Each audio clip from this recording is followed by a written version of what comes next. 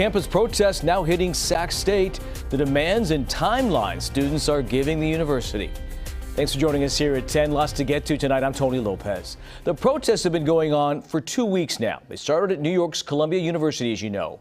Then slowly, school by school, it's become a nationwide movement, really. Arrests happening at USC, blockades up at campuses from coast to coast. Now tonight, students have set up at Sac State. That's where your Sacramento County reporter Madisen Keavy is standing by. Madisen, what's the feeling out there right now?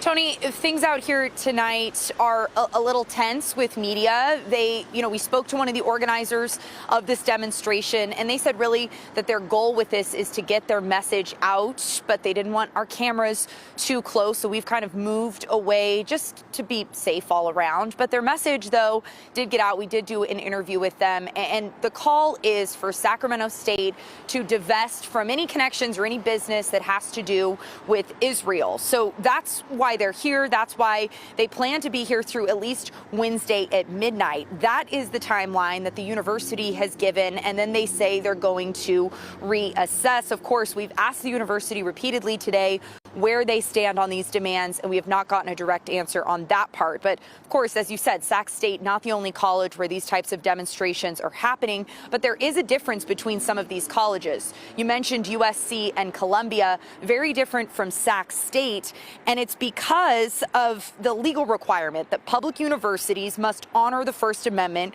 which doesn't directly apply to private schools.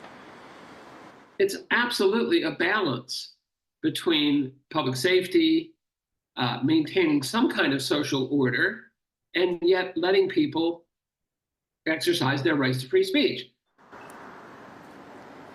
Now, UC campuses have a similar approach to these types of demonstrations because of a 2011 incident at UC Davis in our own backyard here, when students who were peacefully protesting during the Occupy movement were pepper sprayed by campus police. It led to an entire system-wide review and kind of updating of how to handle campus protests. That's at the UC level. Though this is a California State University, there are some similarities, Tony, and it really does come down to state versus private on how these are handled. Well, let's dive into that a little bit. You mentioned UC guidelines, let demonstrators be, but what about CSUs like Sac State? What did you find about guidelines there? You know, Tony, I was surprised. There's an entire spot on Sac State's website about free speech and actually gives tips to students on how to handle that. But it also tells students what not to do that would be crossing a line. A couple out of this few that I found: students can't disrupt university staff or officials. They can't block attendees from entering or exiting the event. They can't obstruct pedestrian or traffic in cars or endanger any people or property on campus. They can't create noise that disrupts university activities or interferes with other free speech. And they can't harass, intimidate, or impede movement. And those, the university even puts just in writing in black and white on the website, are some of the ways that would cross over the line of free speech and become something that could end in legal action. Yeah, we'll have to watch the one that's going on Sac State because it feels a little different. They're covering their faces, hostile toward media in a big way, and many of them are not students themselves, but outsiders. So we'll track it throughout the week here. Madisen, thank you, live on Sac State's campus.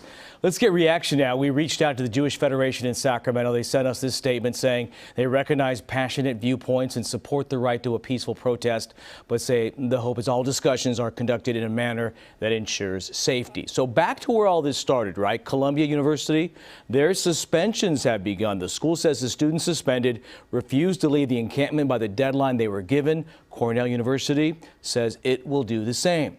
Meanwhile, back in Gaza, the U.S. military is putting together a floating pier to help deliver humanitarian supplies. The Pentagon revealed today this will cost $320 million. The U.S. is hoping it will allow for the delivery of 150 trucks of aid per day to the people living in Gaza.